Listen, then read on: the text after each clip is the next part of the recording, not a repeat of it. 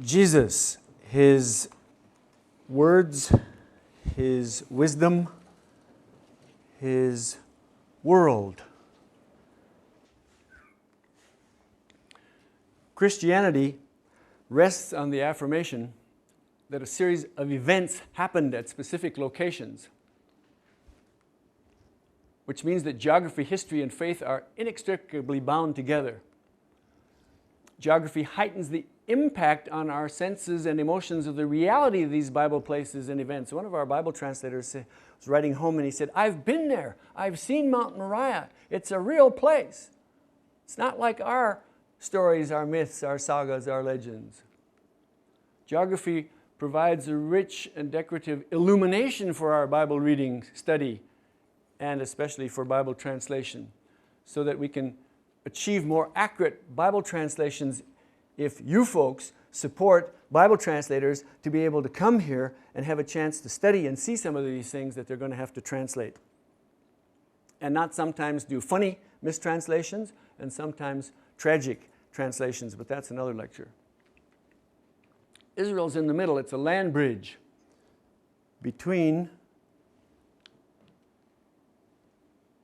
Mesopotamia and Egypt. Between Mesopotamia and Egypt, between the Tigris and Euphrates valleys and the Nile River Valley. It's a buffer zone between these ancient civilizations of Assyria and Babylon and Persia and Greece and Rome and Egypt to the south. But what more central location between Europe, Asia, and Africa if you have a testimony that's designed to go to the whole world? I have set you, Jerusalem, in the center of the nations with the countries all around. And I will inflict punishment on you in the sight of the nations. The showcase people, the servant people.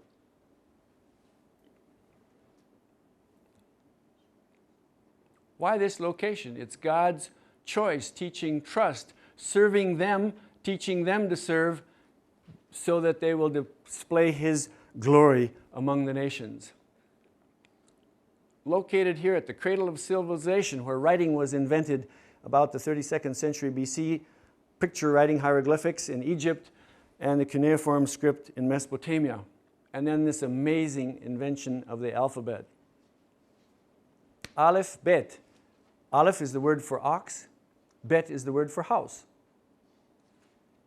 And somebody in the 15th century, and that's just when Moses is growing up in the household of Pharaoh in Egypt, somebody in the 15th century down in the Sinai Peninsula where there were Hebrew slaves working on the mines of the Egyptians had the idea Aleph is not going to stand for ox anymore. A picture of an ox won't be an ox. A picture of a house won't be a house. The picture of an ox will be the picture of a house, Bait, will be just B. And so in 22 letters you can express human speech. And it was there in time for Moses to write the Torah in the alphabet.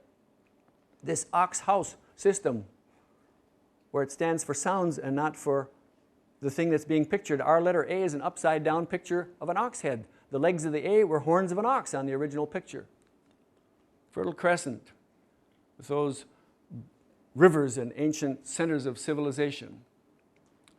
The land specifically is 4 divisions: coastal plain, central hills, Jordan Rift Valley, and the Transjordanian highlands. And let's take a look at this Rift Valley. It's one of the most striking features geographically on the surface of the entire Earth, the entire globe. This depression here at the Dead Sea is 1,300 feet below sea level at the surface of the Dead Sea, and then it's another 1,300 feet deep. There's nowhere in the world where you can go further down than that without going underwater. And that's where Jesus chose to be baptized. Think about it.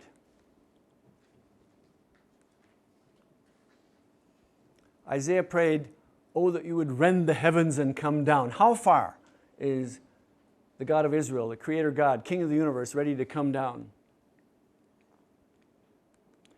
And Jesus, he comes down near the Dead Sea, the lowest place on the surface of the entire globe.